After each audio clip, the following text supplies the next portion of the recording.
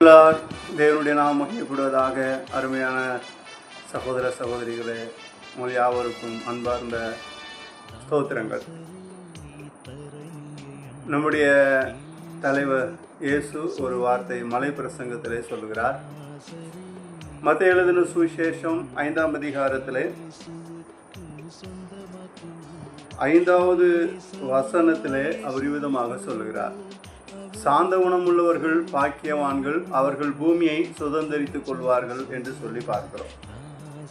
சாந்த குணமுள்ளவர்கள் பாக்கியவான்கள். சாந்த குணமுள்ளவர்களாக இருக்கிறவர்கள் பாக்கியவான்களாக இருக்கிறார்கள். அவர்கள் என்ன செய்கிறார்கள்? பூமியை சுதந்தரித்துக் கொள்வார்கள் என்று சொல்லி பார்க்கிறோம். நிறைய பேர் அவசரப்பட்டு சில காரியங்களை செய்ததுனால நிறைய நன்மைகளை பெற முடியாமல் போய்விடுகிறது. அவசரப்படாமல் தேவ சன்னிதானத்தில் இருக்க வேண்டும். குணங்கள் சாந்தமுள்ளதாக இருக்க வேண்டும்.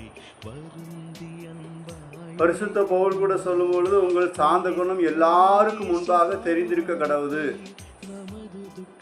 அப்போ எல்லாருக்கும் முன்பாக நம்ம சாந்த குணமுடையவர்களாக இருக்கிறத, அந்த சாந்த குணத்தை நாம் காண்பிக்க வேண்டும். ஏசாயா 53வது அதிகாரத்தில் சொல்லியிருக்கபடி, இயேசுவானவரும் இந்த உலகத்தில் கடந்து வந்த பொழுது அவர் சாதுவான ஆட்டுக்குட்டியை போல இருந்தார் என்று சொல்லி பார்க்கிறோம். பாடுகளை அனுபவிக்கும் போது மிகுந்த சாந்த குணமுடையவராக இருந்தார்.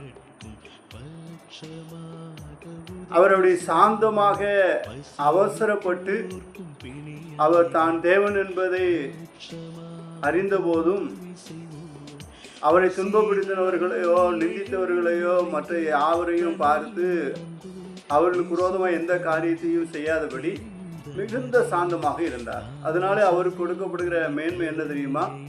பிலிப்பியரின் புஸ்தகம் 2ஆம் அதிகாரம் 6லிருந்து வாசிக்கும் போது, வானோர் பூதலத்தோர் யாவருடைய முழங்கால்களும் அவருக்கு முழங்கும்படி அப்படி செய்தார். எல்லாருடைய முழங்கால்களும் இப்போ ஆண்டவருக்கு முன்பாக முழங்கால் படியிட்டு இருக்கிறது.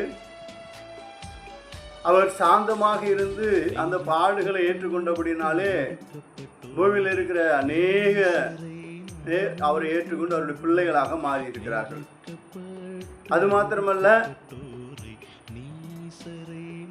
பூமி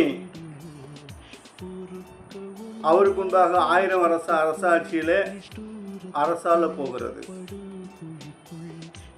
அவருடைய சாந்த குணம் அநேக ரட்சிப்புகள் கொண்டு வந்திருக்கிறது. அவருடைய சாந்த குணம் அநேக மனம் திரும்புவதற்கு ஏதுவான நிலைகள் உருவாகி இருக்கிறதை பார்க்கிறோம். பிரியமானவர்களே, நாமும் சாந்த குணமுடையவர்களாக இருக்க வேண்டும். பூவோடு சேர்ந்த நாறு மனம் பெறும். நம்மிடத்துல அப்படிப்பட்ட சாந்த குணம், அமைதி அதெல்லாம் கிடையாது. ஆனால் இயேசுநாதரிடத்தில் இருக்கிறபடினாலே, இயேசுவோடு நாம் சார்ந்திருப்போமானால், இயேசுநாதருடைய பிள்ளைகளாக நாம் மாறி அவருடைய வசனத்தை நாம் கை கொண்ட வசனத்தை நாம் உள்வாங்கி அந்த வசனத்தினுடைய நாம் நடப்போமானால் கண்டிப்பாக அந்த சாந்த குணம் நம்மிடத்தில் இருக்கும். அந்த நல்ல குணங்கள் நம்மிடத்தில் இன்னும் அநேக நல்ல குணங்கள் மாற வேண்டும். நல்ல குணங்களோடு நான் காணப்பட வேண்டும். இந்த உலகத்திலே தேவனிடத்திலிருந்து ஆசீர்வாதங்களை பெற்றுக்கொள்ள வேண்டுமானால் இயேசுநாதருடைய பிள்ளைகளாக, இயேசு என்கிற தலைவனுடைய சீடர்களாக நாம் மாற வேண்டும். அப்படி மாறுகிறவர்களுக்கு இந்த நற்குணங்கள் உருவாகும், சாந்த குணமுடையவர்களாக இருப்பார்கள். மோசே குறித்து வேதம் சொல்கிறது, பூமியில் உள்ள சகல மனுஷர்களும் சாந்த குணமுள்ளவனாக இருந்தான் என்று சொல்லி பார்க்க. லட்சக்கணக்கான ஜனங்களை வழிநடத்தின மோசே மிகுந்த சாந்த குணமுடையவராக இருந்தார். காரணம், எகிப்திலே அவர் நடந்துகிட்ட விதம் பார்த்தால் மிகுந்த கோபக்காரரும் பயங்கரமான மூர்க்கமுடையவரமாகத்தான் இருந்தார். தேவன் அவரை 40 வருஷ காலமாக வனாந்திரத்திலே பக்குவப்படுத்தினார். பிற்பாடு 40 வருஷ காலம் ஜனங்களை வழிநடத்தும்படி கிருபை செய்தார். அப்போது பாடுகளுக்கு உட்படுத்தி அவர்களை சாந்த குணமுடையவர்களாக மாற்றினார்.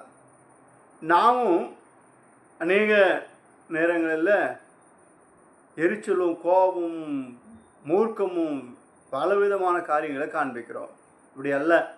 நம்முடைய தலைவன் இயேசு நம்மோடு இருக்கிறபடினா அவருடைய வார்த்தை நமக்குள் இருந்து நாம் சாந்த குணமுடையவர்களாக இருந்து அநேகருக்கு இயேசுவை காண்பிக்க வேண்டும்.